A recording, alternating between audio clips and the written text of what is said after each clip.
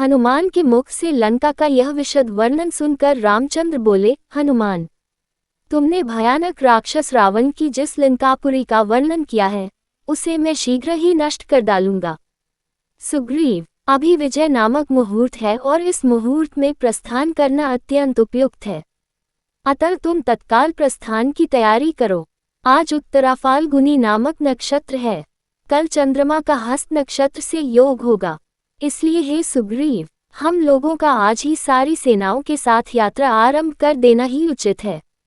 इस समय जो शकुन प्रकट हो रहे हैं उन्हें देखकर यह विश्वास होता है कि मैं अवश्य ही रावण का वध करके जनकनंदिनी सीता को ले आऊंगा। रघुनाथ जी के वचन सुनकर महापराक्रमी वानशिरोमणि सुग्रीव ने वानर सेनापतियों को यथोचित आज्ञा दी और समस्त महाबली वानरगण अपनी गुफाओं और शिखरों से शीघ्र ही निकलकर उछलते कूदते हुए चलने लगे। उनमें से कुछ वानर उस सेना की रक्षा के लिए उछलते कूदते चारों ओर चक्कर लगाते थे, कुछ मार्ग शोधन के लिए कूदते फांदते आगे बढ़ते जाते थे, कुछ वानर मेघों के समान गरजते, कुछ सिंहों के समान दहाड़ते और कुछ किलकारियां भरते हुए दक्षिण दिशा की ओर अग्रसर हो रहे थे। इस प्रकार से लाखों और करोड़ों वानर आगे आगे श्री रामचंद्र, लक्ष्मण और सुग्रीव को लेकर जय जयकार करते हुए सागर तट की ओर चल पड़े। श्री रामचंद्र की जय और रावण की क्षय की घोषणाओं से दसों दिशाएं गूंजने लगीं। कुछ वानर बारी बारी से दोनों भाइयों को अपनी पीठ पर चढ़ाए लिए जा रहे थे। उनको अपनी अपनी पीठ पर चढ़ाने के लिए वे एक दूसरे से प्रतिस्पर्धा करने लगे।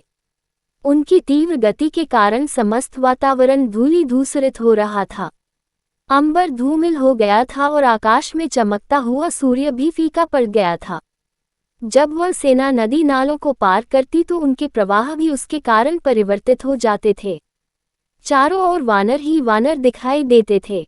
वे मार्ग में कहीं विश्राम लेने के लिए भी एक क्षण को नहीं ठहरते थे। उनके मन मस्तिष्क पर केवल रावण छाया हुआ था। वे सोचते थे कि कब लंका पहुंचे और कब राक्षसों का संहार करें। इस प्रकार राक्षसों के संहार की कल्पना में लीन यह विशाल वानर सेना समुद्र तट पर जा पहुंची।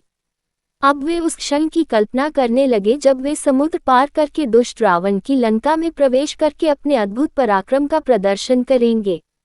सागर के तट पर एक स्वच्छ शिला पर बैठ राम सुग्रीव से बोले, हे सुग्रीव, हम सागर के तट तक तो पहुंच गए। अब यहाँ मन में फिर वही चिंता उत्पन्न हो गई कि इस विशाल सागर को कैसे पार किया जाए। अपनी सेना की छावनी यही डालकर हमें इस समुद्र को पार करने का उपाय सोचना चाहिए। इधर जब तक हम इसका उपाय ढूंढें, तुम अपने गुप्तचरों को सावधान कर दो कि वे शत्रु की गतिविधियों के प्रति सचेष्ट रहें। कोई वानर अपने छावनी से अकारण बाहर भी न जाए, क्योंकि इस क्षेत्र में लंकेश के गुप्तचर अवश्य सक्रिय होंगे। रामचंद्र जी के निर्देशानुसार समुद्र तट पर छावनी डाल दी गई। समुद्र की उत्तुंग तरंगें आकाश का चुंबन कर अपने विराट रूप का प्रदर्शन कर रहा था। संपूर्ण वातावरण जलमय प्रतीत होता था। आकाश में चमकने वाला नक्षत्र समुदाय सागर में प्रतिबिंबित होकर समुद्र को ही आकाश का प्रतिरूप बना रहा था। वानर समुदाय समुद्र की छवि को आश्चर्य, कौतुक और आशंका से देख रहा था।